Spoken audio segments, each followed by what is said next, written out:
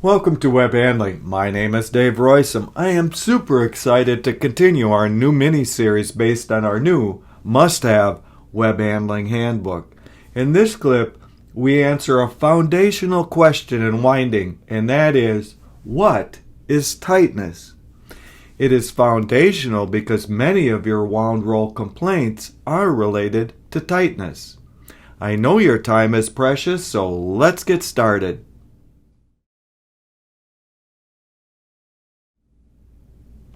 Recall from our last clip, Web50113b, that most winding defects fall quite clearly and quite distinctly into one of four categories. Three of those categories, namely tight, loose, and taper, are tightness related.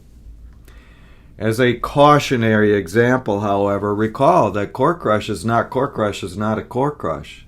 There are three distinctly different types. One is a tight defect, one is a loose defect, and still another is a product design problem as much as anything else. The same is true of telescoping, where some subtypes are tight, some are loose, and one is a taper. No worries, the diagnoses are quite easy once you are shown how. Since that is taught elsewhere, we need do nothing here except remind you of the basic idea that tightness matters.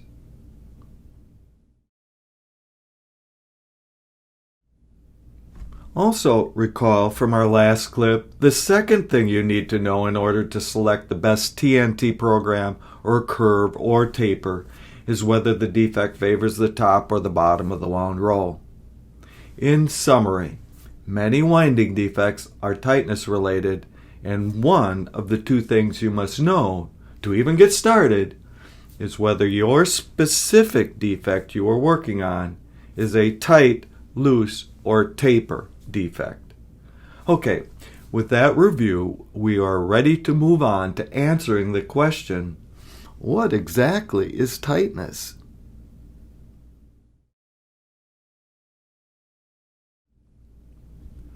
Like many things in science, it is a process of ever better and ever more predictive recommendations.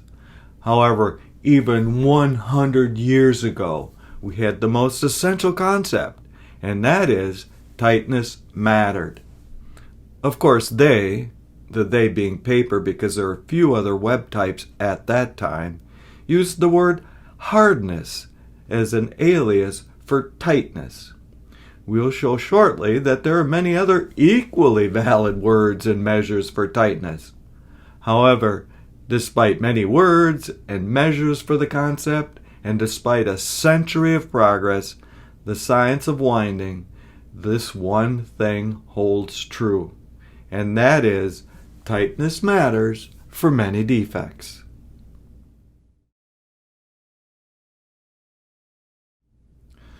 The answer to the question of what is wound roll tightness may at first appear quite flippant, but it is nonetheless quite accurate and quite true. It depends on who you ask.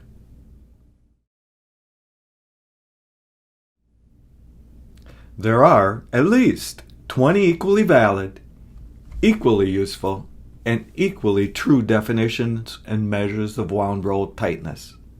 Some are useful to scientists, some to QA, and still others to troubleshooter.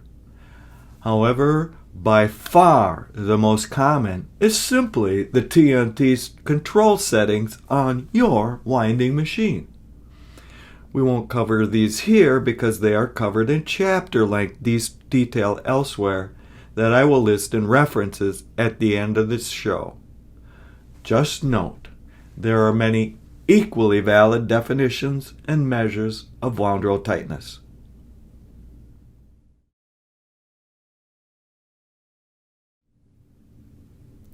So, this would at first seem to be a recipe for disaster, with many people using different languages, much like the biblical story of the Tower of Babel. However, let me make this quite simple by analogy with temperature. We have many many temperature scales. Celsius is the most familiar around the world, but some in the U.S. prefer Fahrenheit. Thus, despite there being many measures and scales of temperature, there is one and only one temperature for a given object. This is also true of wound roll tightness. There are many measurement scales, but only one tightness for a given spot on a given wound roll. The only major difference is that while temperature can be easily converted from one scale to another via a simple equation, that is not true of wound roll tightness scales.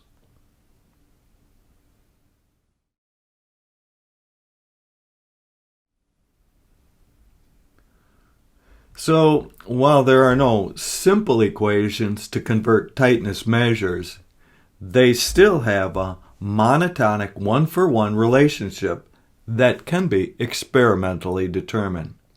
In simple layman's language, if you give me a wound roll tightness with one measure, I can often give you a measure in another scale.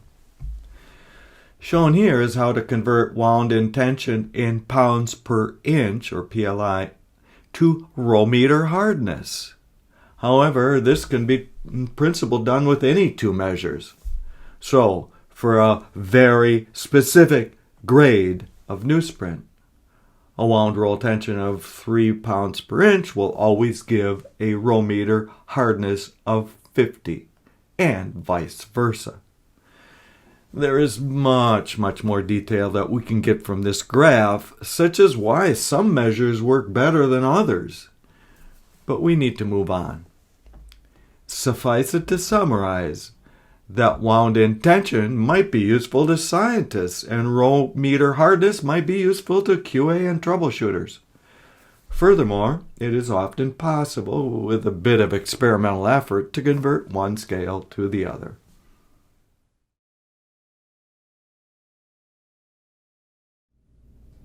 In summary, wound roll hardness is good for almost all paper grades, except at the extreme.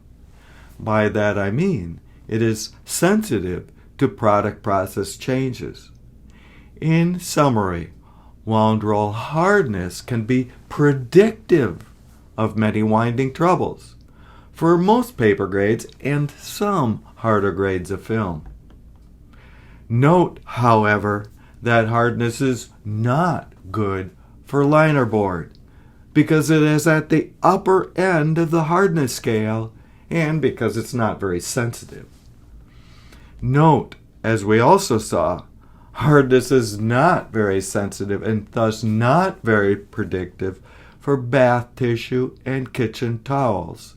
This is the same is true for most nonwovens and textiles. The good news is that wound roll density works quite well for softer products. As a side note, the 4 or so different wound roll hardness instruments can have notably different sensitivities, as can be determined by simple studies, and that is covered elsewhere. However, we must move on from these and many other details that are covered elsewhere.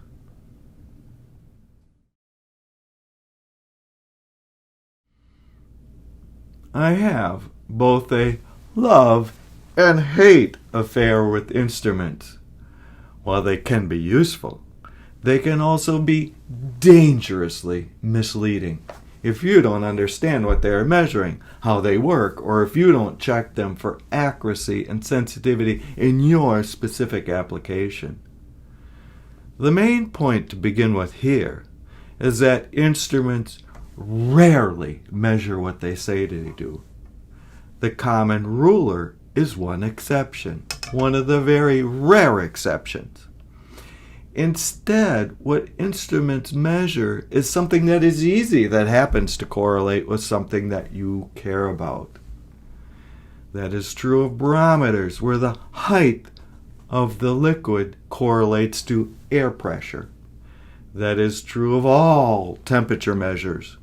That is true of nearly every measurement invented by man, except the ruler. That is, we measure one thing, a proxy, to infer the parameter of interest.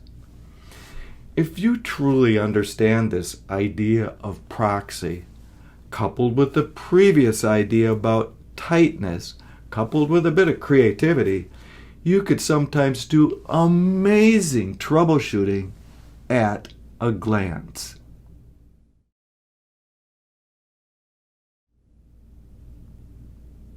I love this example, one of many that I teach in my 2-day advanced Web 101 winding class. There we show how you can often, at a glance, infer gauge bands on clear film rolls from the visual color of the clear film rolls. Many in film know this trick, but they rarely know why. We do this by stringing together 3 principles. The first is that there is a 1-for-1 correspondence between any measure of tightness and any other measure that we've just covered. The other 2 have to do with winding theory and with the principles of how interfaces between clear materials, such as between air and film, scatters light. Without going into the details, the more transparent lanes have a greater relative thickness than the more translucent lanes, as many film people already know. They just didn't know why. There are many other ways that the winder-literate troubleshooter can infer at a glance the reason for many tightness-related defects.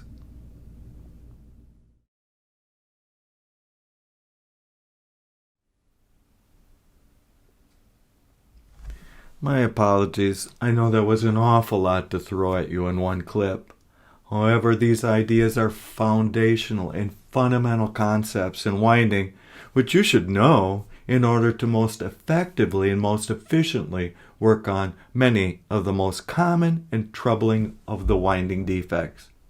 If you wish, you can replay this clip. I've often found that it sometimes takes me 2 or even 3 plays before a new concept sticks. If you want to learn more, there are many resources because winding is one of the best documented areas of web handling science. There are more than 1,000 articles, comments, columns, and conference papers on the subject.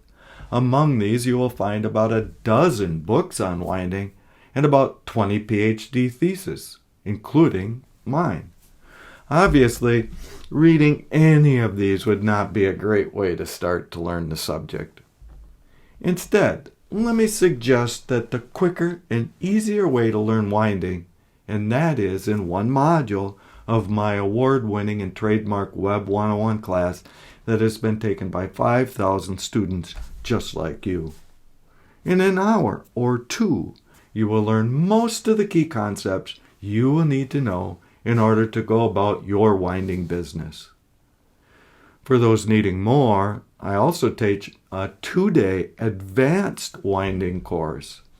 These courses are available in your plant, in public venues, and as video on demand through AIMCAL, APITTA, and TAPPI. For completeness, I will mention that my good friend, colleague, and quite capable co-author Tim Walker also has a module and a 1-day section on winding in his courses. Finally, that and much more can be found in 50 pages of the Web Handling Handbook. However, don't be intimidated because this chapter on winding in particular is written at the most basic level, such that it would serve, for example, a lead winder operator. Yet, in that chapter would be a number of concepts that would not be familiar to even some winding experts. In short, something for everybody, written in everyday language. Thank you so very much for joining me in this mini-series showcasing some of the crown jewels of our new book. Stay tuned for the next clip where we will begin a new section on web path control. If you have a topic you would like to hear about, let me know in the comment section below.